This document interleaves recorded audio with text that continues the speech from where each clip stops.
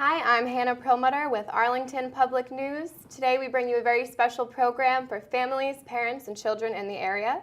I'm here with Jodi Crowley, who is the Members Relations Director at the North Suburban YMCA.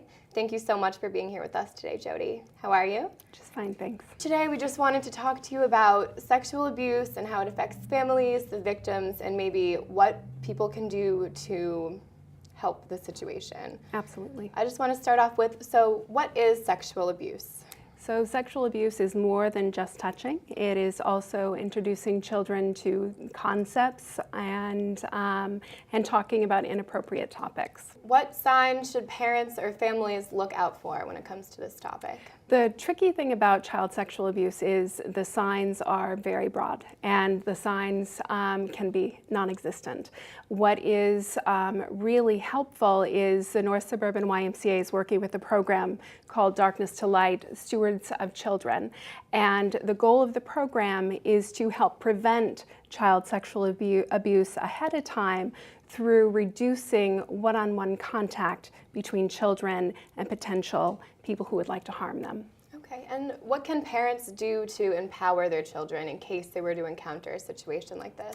One of the things that's really important is the children just know the appropriate names for their body parts. That is extremely important. In this training of Darkness to Light, they talk about how part of the reason that people are able to abuse children is that we don't talk about this in our society. It's such a secret, and it's the secrets that get our communities and our children into trouble. So the more we can be open with our children about not keeping secrets with adults, unless it's a surprise, it's something good that they're going to know about later. But secrets should not be between children and their family members or their babysitters or teachers or coaches or anyone. It's really very important to talk about things. And if a parent or a friend or anyone were to suspect some sort of abnormal behavior or something like this, who should they call or what should they do? So one of the things about child sexual abuse, it's usually the child that comes to the parent or to a friend, and if they do, it's important to acknowledge that what happened was not their fault, to believe them and to ask open-ended questions.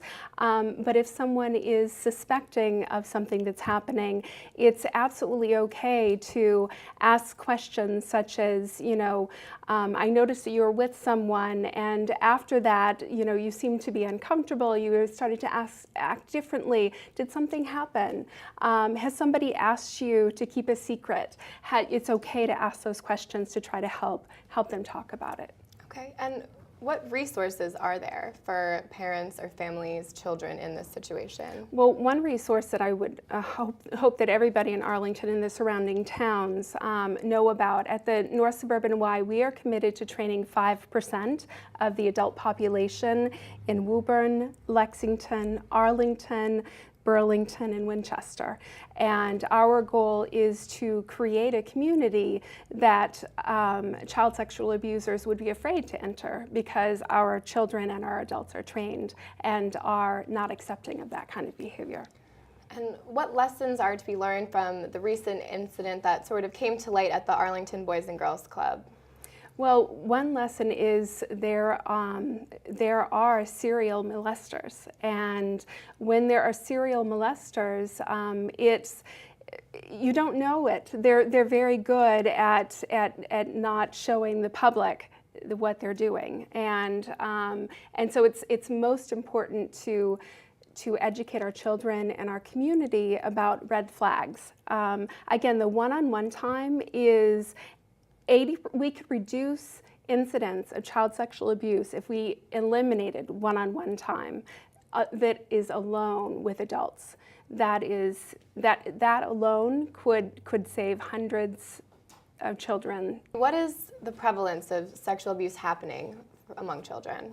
It's pretty scary, actually. It's 1 in 4 girls and 1 in 6 boys will be abused sexually before they're 18 years old.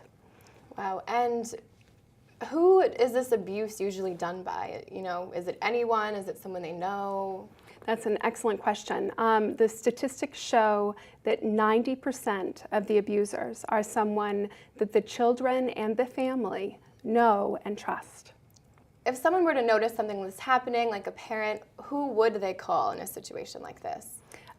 There's some really good resources in Massachusetts, and I believe later in the show we're going to share those. But it's really important that someone who's not experienced, we don't want to ask a lot of leading questions because we don't want the child's memory to be contaminated.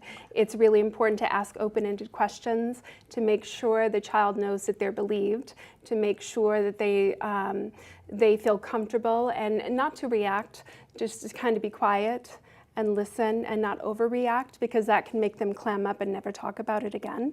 Right. So it's really important to ask those open-ended questions and have someone from the district attorney's office who's really experienced at this ask the appropriate questions to help them with their memory.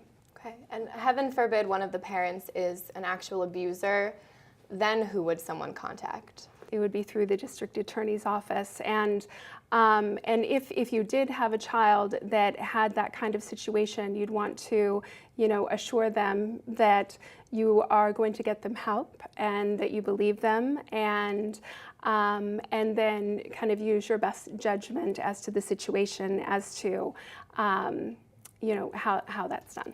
Okay. I'm Hannah Perlmutter with Arlington Public News. Thank you very much for tuning in.